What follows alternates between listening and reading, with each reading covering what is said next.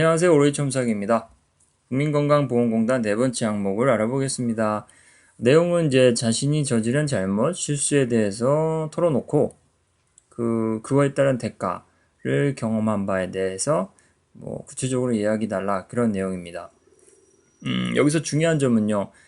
잘못과 실수를 꾸밈없이 털어놓으라고 했지만 잘못과 실수의 성격 자체가 돌이킬 수 없거나 아예 근본적으로 뭔가 삐딱하거나 윤리와 도덕에 어긋나는 출발선에서 시작한 내용이라면 설령 대가를 극적으로 치르거나 이야기거리가 될 만큼 풍성하더라도 성격에 맞지 않고 또 읽는 이가 작성자를 신뢰할 수 없게끔 만드는 그러한 속성의 내용이라면 반드시 배제해야 되겠죠. 그런 점만 고려한다면 충분히 이 항목 자체가 의미하는 바에 대해서는 많이 벗어나지 않게 대부분 접근할 수 있습니다. 이 이야기에서 건지고자 하는 바는 실수를 어떻게 저질렀고, 그러니까 누구라도 저지를 수 있는 실수, 혹은 정말 실수를 했는데 그 실수를 통해서 많은 걸 배웠다는 것, 그 점을 읽는 이가 좀 추려낼 수 있다면 그걸로 이 항목은 목적을 다하는 셈이겠죠.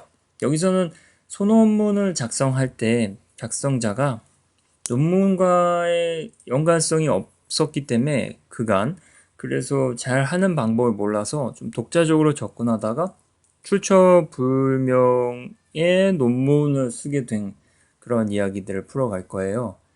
논문이라 하면 이제 각주와 주석 이런 것들을 꼼꼼하게 점검을 해야 하는데요. 이 페르소나는 그런 점이 생소했던지 각 인용문과 논문, 타논문에서의 출처가 나온 출처에 쪽수라든지 그런 중요한 내용을 다 빠뜨린 거예요. 저자와 제목, 논문의 제목 혹은 책 제목 이런 것들만 챙기는 거죠. 그래서 그런 점들은 좀 합리적으로 실수할 수 있다라고 생각할 수 있는 그런 내용이기 때문에 이번 네 번째 항목에도 적절하다고 생각해서 준비해봤습니다. 그럼 바로 시작할게요. 논문의 이야기부터 시작을 해야 되겠죠. 시작점은 논문이니까요. 사회와 수학에 대한 소논문을 작성할 때 주제 설정에 필요한 정보를 수집하고자 광범위하게 관련 논문을 탐색했습니다. 그러니까 문제가 발생하기 위해서는 아무래도 출처불명의 자료들을 엄청나게 많이 수집을 해야 했겠죠.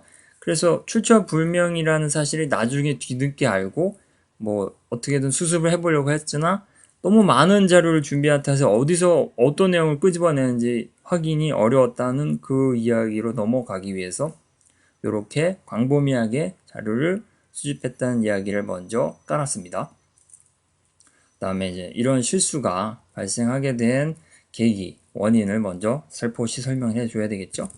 논문 형식에 익숙하지 않아 막연히 주제와 연결된 정보를 준비하는데 집중한 결과 수많은 자료를 모을 수는 있었습니다.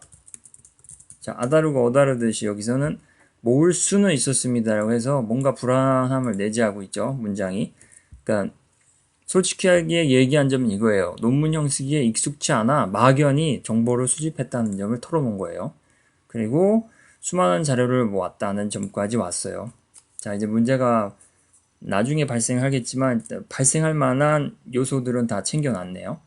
그래서 이제 그러한 과정 자체가 논문의 완성도를 높인다고 생각하며 국내 논문 뿐만 아니라 해외 논문 그리고 국내외 관련 도서를 빠짐없이 살펴보고자 노력했습니다. 자, 이 문장에서는 장점이 좀 나와요. 논문의 완성을 높인다고 이제 착각을 한 점, 또 여기서 한번 실수가 어떤 식으로 벌어졌는지 나왔죠. 그냥 자료만 많이 모으면 논문이 완성된다고 좀 약간 착각을 한 거예요. 그런데 여기서 해외 논문과 국내 도서를 살펴봤다는 건 적어도 정보 수집 능력과 외국어 능력을 어느 정도 갖췄다는 것을 뒷받침하는 이야기예요. 그래서 이런 점으로 우회적으로 장점도 이야기하는 거예요. 그런 것들이 곧 자기소개서의 전략이라고 할 수 있겠죠. 여기저기에 뭐 요구하는 바를 다 충족하되 중간중간에 자랑도 조금 하는 거예요. 이게 양념이긴 한데요.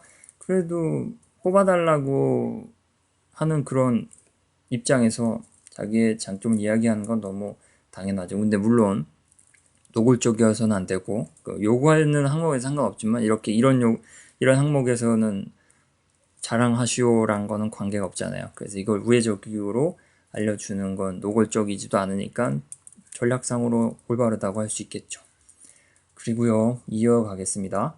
하지만 준비 기간에 과도하게 시간을 투자한 까닭에 정작 중요한 논문의 세부 내용과 연결성을 고려하지 못한 채 작성에 돌입했습니다.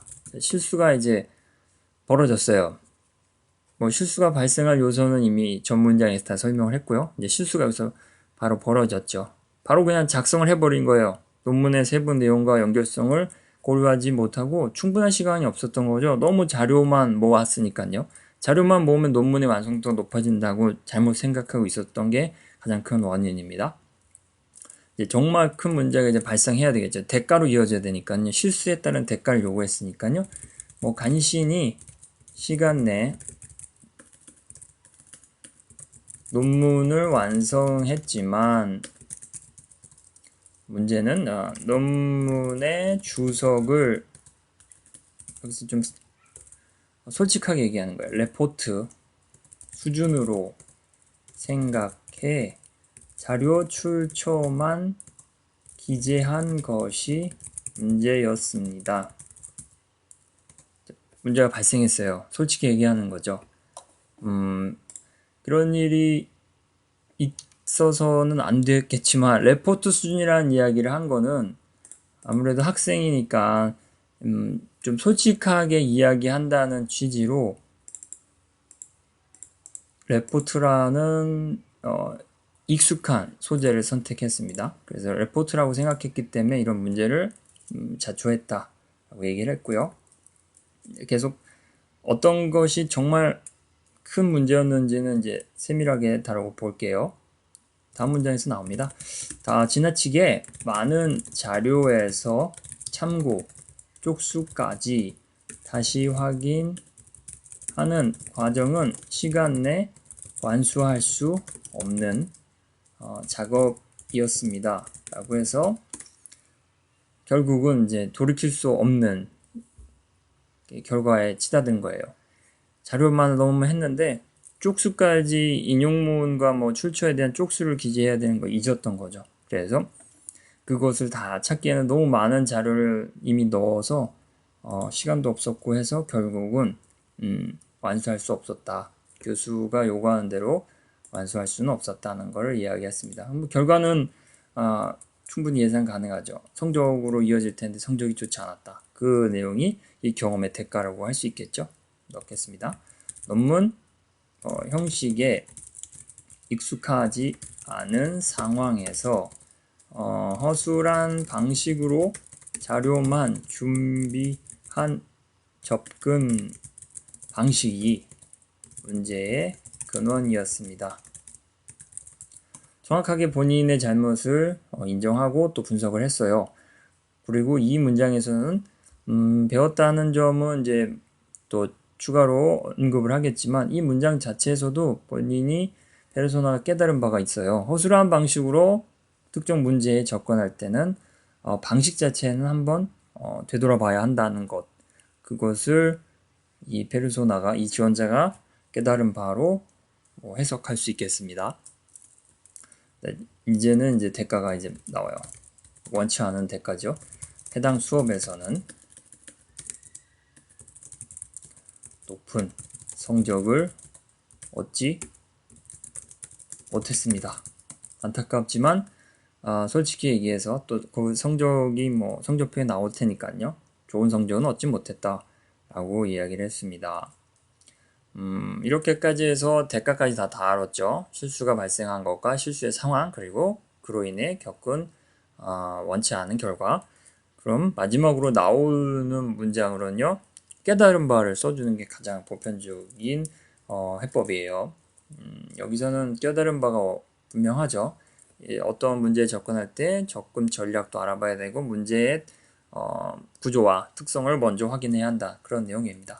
그 내용을 문장으로 기술해 볼게요. 이 경험을 통해 낯선 상황을 마주할 때에는 연관성 있는 정보를 먼저 확인하고 그리고 각 작업의 의미를 정확히 이해해야 한다는 사실을 깨달았습니다. 이렇게 하면 지원하는 직무와도 어떻게든 속성이 맞겠죠. 행정직이든 그런 부분에서는 물론 정보를 먼저 확인하는 일이 필요하고 그리고 각 절차에 맞게 그 작업에 접근하는 방법과 각 의미를 이해하는 것도 업무 수행에 있어서 너무너무 중요하니까요. 그런 점으로 확대해서 혹은 응용해서 이 내용을 주입을 할 수 있겠죠. 읽는 이는. 그런 차원에서 이 실수와 잘못을 한번 꾸려봤고요. 정리하자면 실수와 잘못이 너무나 윤리와 도덕과 어긋나지 않아야 하고 또 되돌릴 수 없거나 신뢰할 수 없는 내용만 아니면 충분하다. 그리고 해결책까지 깨달은 바까지 제시하는 게 가장 적절한 구성이라고 할 수 있겠습니다. 그럼 이상입니다. 감사합니다.